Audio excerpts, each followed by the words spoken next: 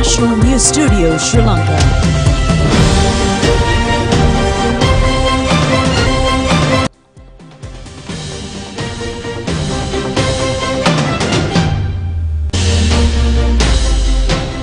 Good evening. This is the National News Telecast. I'm Momin Hettiaranchi. And I'm Sharma Screeners. First, it's a look at the day's headlines.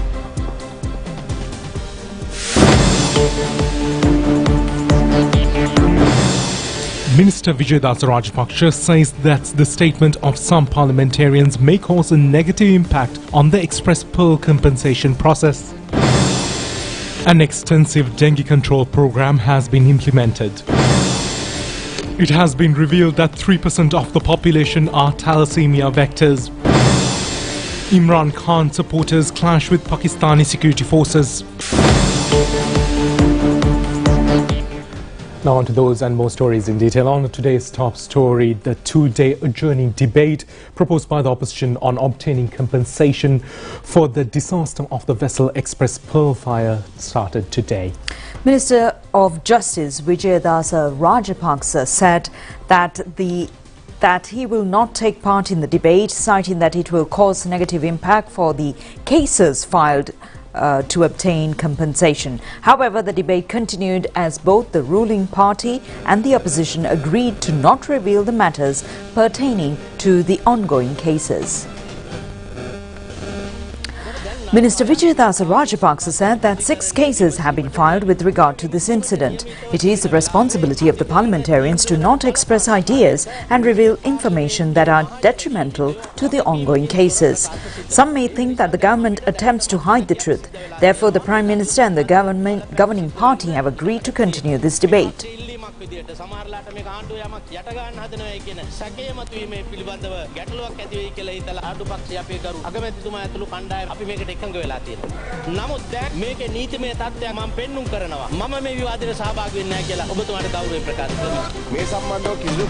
Parliamentarian Dayasiri Jayasekara said that line ministry comes under Minister Prasanna Ranatunga. However, Minister Ranatunga has not presented any cabinet paper in this connection. Both Marine Environment Protection Authority and the Department of Coastal Conservation come under Minister Prasanna Ranatunga.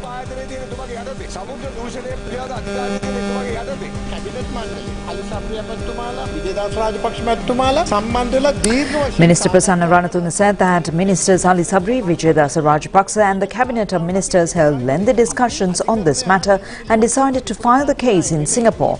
We are not experts on the courts or in law. However, we acted in collaboration with the Attorney General's Department before taking this decision. In addition, the government appointed a select committee on this matter to act in transparent manner. The government will never attempt to put this matter under the carpet.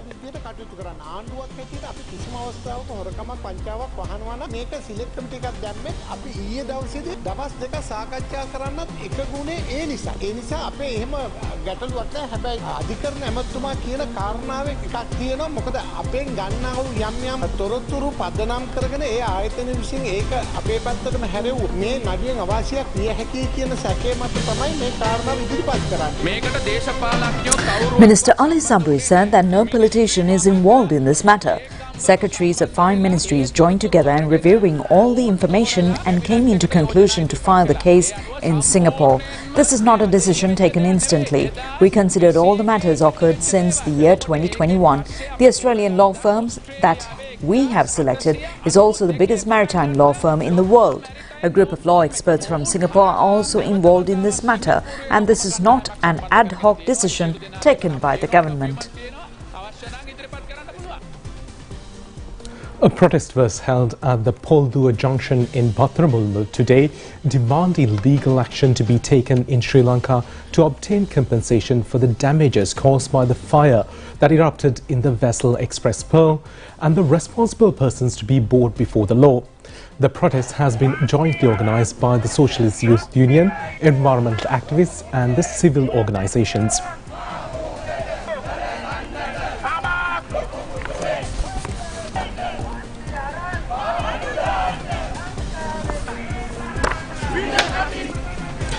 The national organizer of the Socialist Youth Union, Eranga Gunasekara, said that there are shortcomings in the report submitted by the Ministry of Environment and the Coast Guard Authority. Politicians and the top-level officials of the institutions should take responsibility for this failure. They are not only destroying environment but exploiting it for their personal benefit. President Ranil Wickremesinghe has instructed the relevant officials to take all precautions to control the spread of dengue menace. Accordingly, the President's Secretary Samaneka Naika has taken measures yesterday to inform all provincial chief secretaries. The President's Secretary also instructed the three armed forces and the police to extend their support to the utmost to the dengue control program as per need arisen. 1,896 dengue patients have been reported throughout the island during the past week. Majority, or 49% of cases, were reported from the Western Province.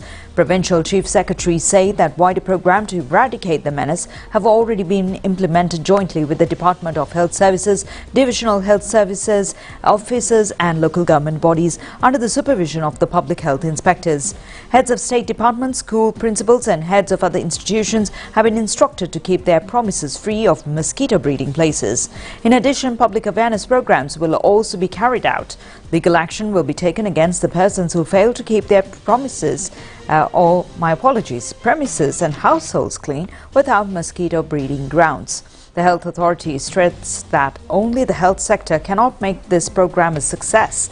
They point out that the support of the general public is essential in this connection.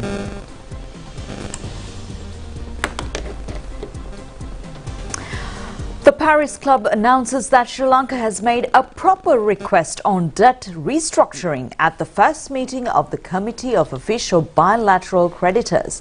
The first meeting on debt restructuring was held online. India, Japan and France co-chair the relevant committee on 17 creditor-owned countries. At the first meeting, Sri Lanka authorities have presented the relevant official request on debt restructuring. China, the major creditor of Sri Lanka, also participated as an observer at the basic discussion organized under the patronage of India, Japan, France. Monetary representatives of Japan, Masato Kwanda, has said that they hope China would take part as a full-time member. Meanwhile, Chinese Foreign Ministry spokesman Wang Wenbing at the press briefing held yesterday said that Chinese financial institutions will extend their maximum support to the debt restructuring program of Sri Lanka. International Monetary Fund says that a team of IMF staff will come to Sri Lanka tomorrow. The delegation will act as a permanent advisors prior to the first review of the IMF Comprehensive Credit Facility. IMF Asia Pacific Regional Director Krishna Srinivasan will also be in the delegation and scheduled to hold a meeting briefing on Monday. More local news coming up after a break.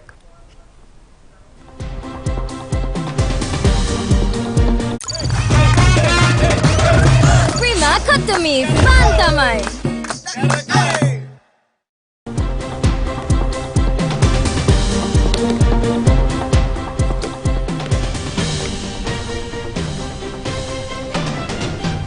Welcome back, and we take a look at more local news now. Prime Minister Dinesh Gunawardena has instructed the officials to recommence the Lower Malathu Oya project. The Prime Minister gave these instructions at a discussion held yesterday with the relevant officials. This project was halted due to the non-availability of funds. The Prime Minister said there is a possibility of generating power by setting up a floating solar panels on the waters of Yarnoya. Chief representative of the Yarnoya project, Alex Gall, pointed out that the power generated by the first phase of the solar panel system can be sold to the national grid.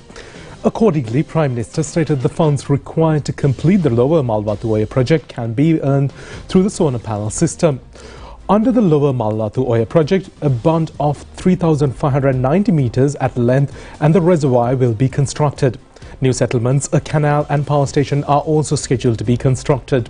70% of the upper catchment area of the Malathu Oya is located at the Anuradhapura district.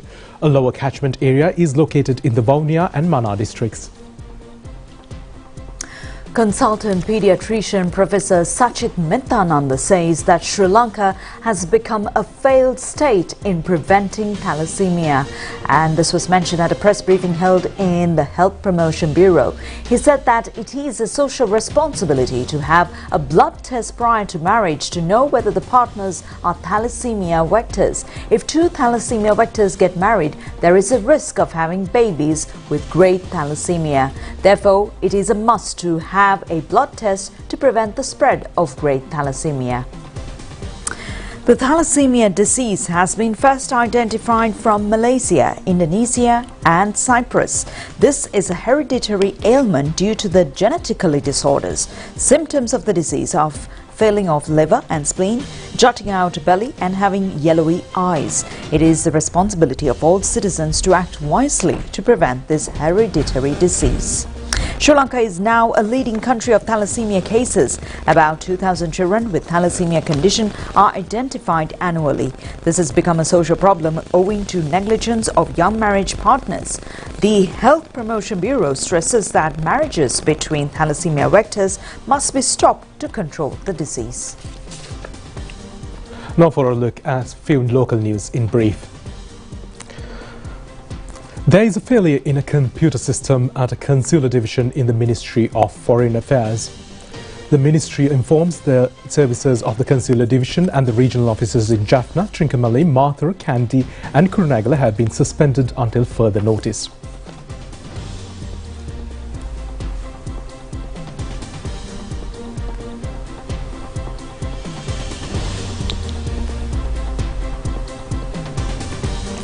A member of a gang of organised crime has been taken into custody by the police special task force in Dehiwala area with heroin and sharp weapons. The suspect is reported to be an ally of the drug trafficker Shiran Bashik. A leopard cub that was stranded in a tea estate in Thalassemia was directed to a veterinary hospital in Randerigala. The mother leopard has rejected the cub after it was contacted by the people in the area.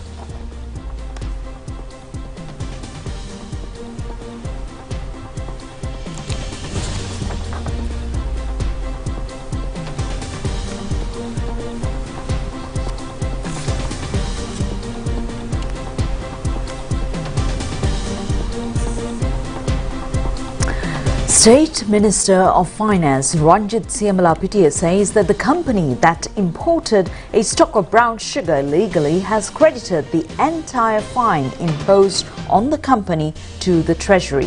A fine of 160 million rupees was imposed on this company under the charges of violating the Custom Ordinance and Import and Export Control Act. The company had imported a stock of 607.5 metric tons of brown sugar.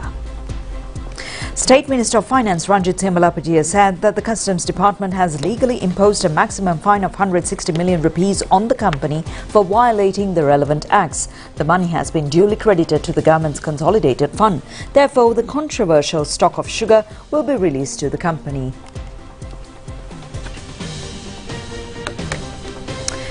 Here's the very latest on the arrest made by the former Prime Minister in Pakistan, coming up soon.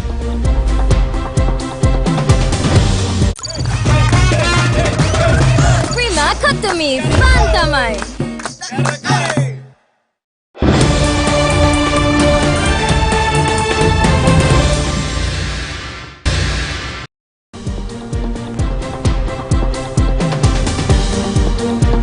Now to foreign news. Pakistan remains on edge ahead of the former Prime Minister Imran Khan's hearing on corruption charges a day after his dramatic arrest. Local media have reported at least 2 deaths amid demonstrations in Pakistan. A police guest house has been declared a courtroom for the hearing today. Local authorities said police have carried out raids and arrested supporters of Mr. Khan's party in the house. in the hours since his arrest. The former international cricket star is facing dozens of charges relating to corruption and sedition, which he says are politically motivated. Schools also remains closed, some highways have been blocked, and there is a little traffic plying roads in major cities. Protests are expected to continue today, with some demonstrators planning to march to Islamabad and the PTI calling for a nationwide strike. Mr. Khan's supporters have also taken to the streets in the United Kingdom and United States and Canada, among the other countries, following the detention. Imran Khan was arrested yesterday while in court in Islamabad to face charges in various graft cases. Dramatic footage showed dozens of security officers forcibly revoking Khan from court, then bundling him into a police vehicle. Yesterday's arrest was based on a new warrant for a separate graft case connected to a case involving the transfer of land for Al-Qaeda or Al-Qadir University near Islamabad.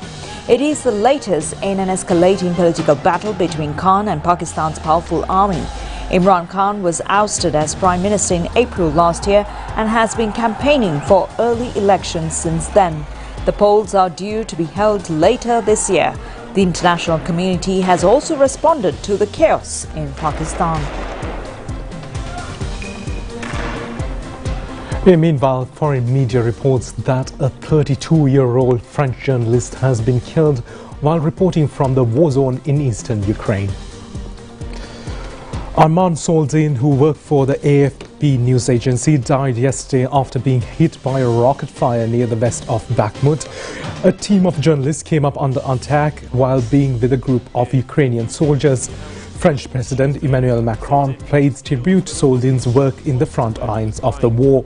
The chairman of the AFP said the news agency was devastated by Soldin's death, which he said was a terrible reminder of the risks and dangers faced by journalists every day covering the conflict in Ukraine.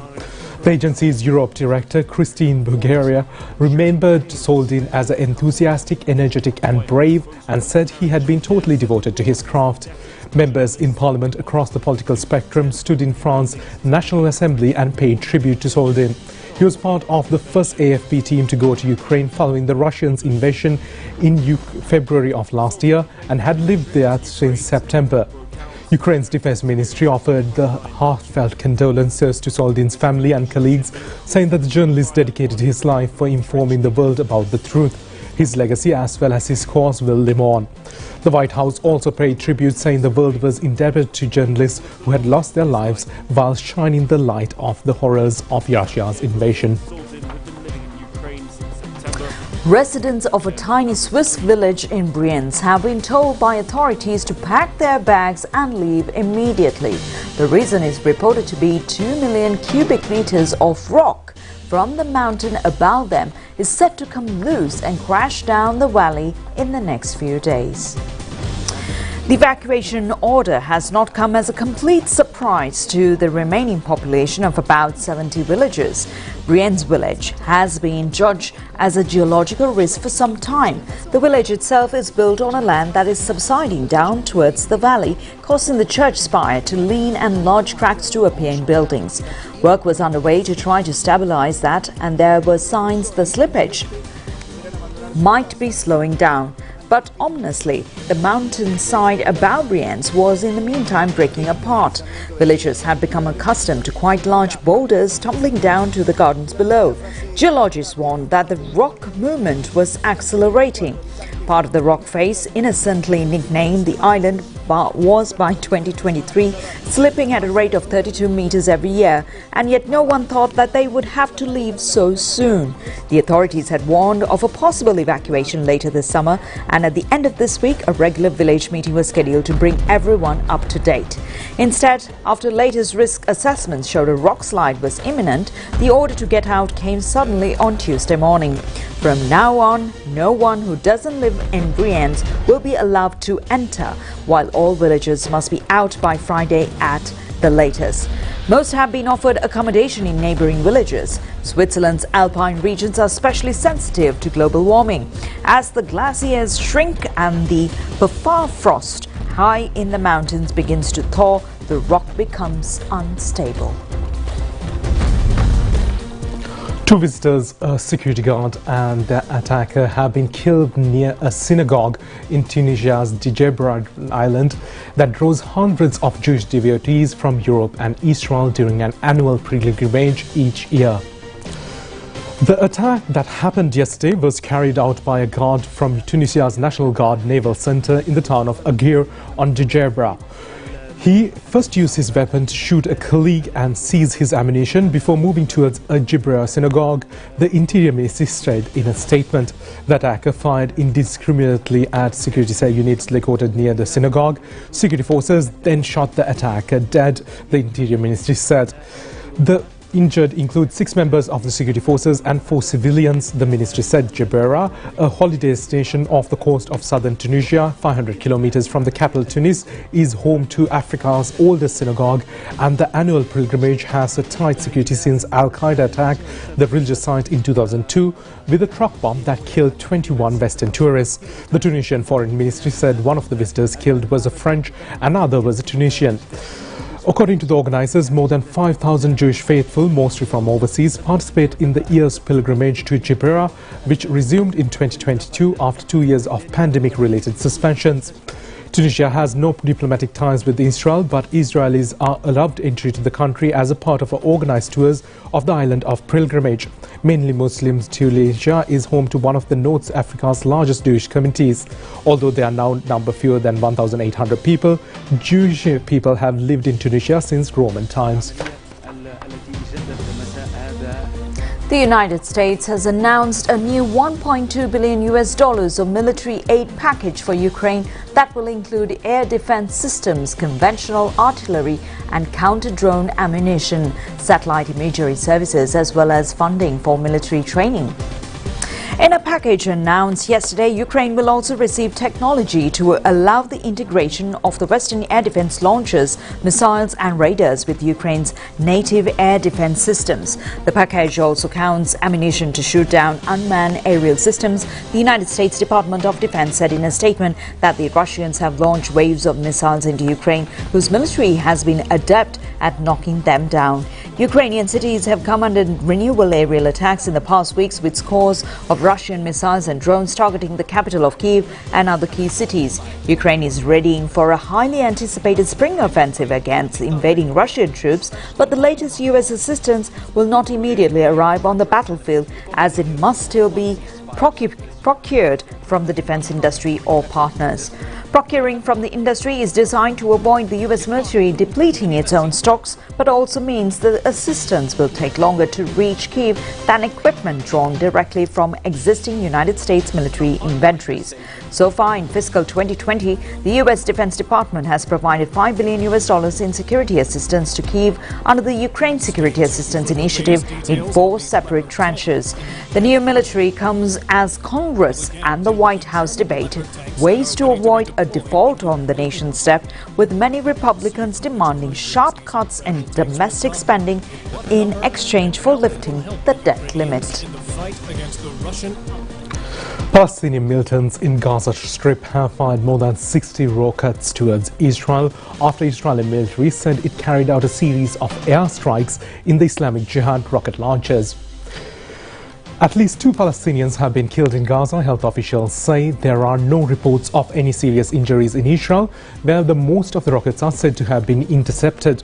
It comes a day after 15 people in Gaza were killed in Israeli air attacks, including 3 Islamic Jihad leaders. Islamic Jihad saw vengeance, but there was no rocket fire overnight.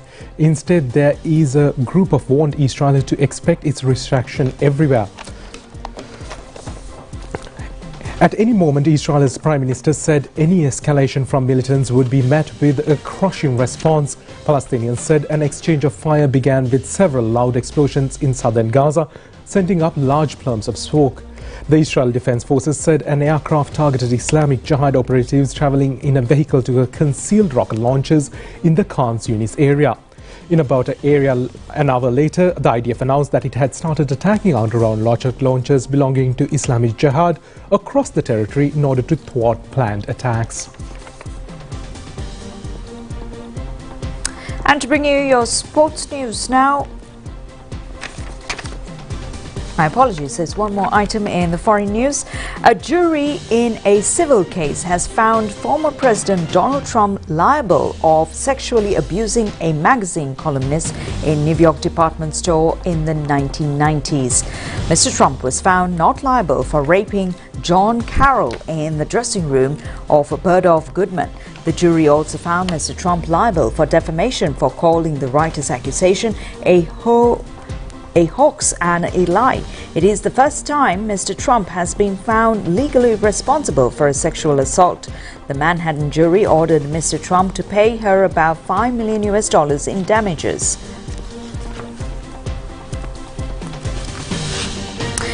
And a growing number of wild giant pandas have been caught by infrared cameras in Changing National Nature Reserve in northwest China's Shanxi province, marking the improving ecological environment in the region. Recently, the staff of the nature reserve found that 5 of the 9 cameras they placed have captured photos and videos of the black and white animals since the beginning of this year.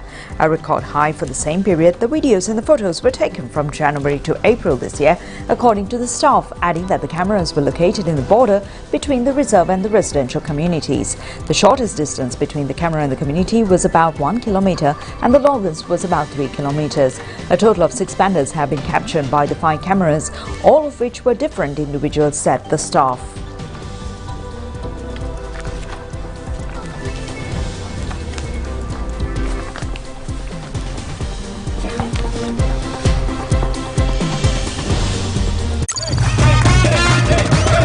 Prima Katami Fantamai.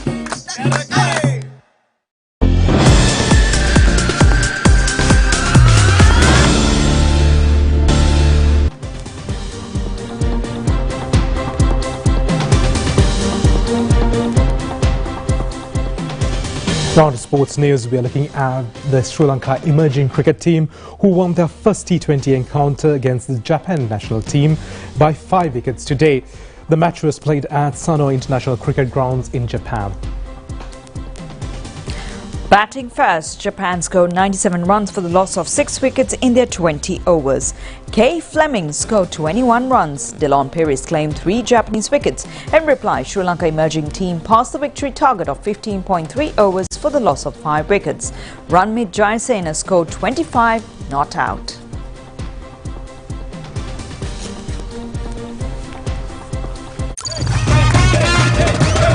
Prima Katami Fantamai.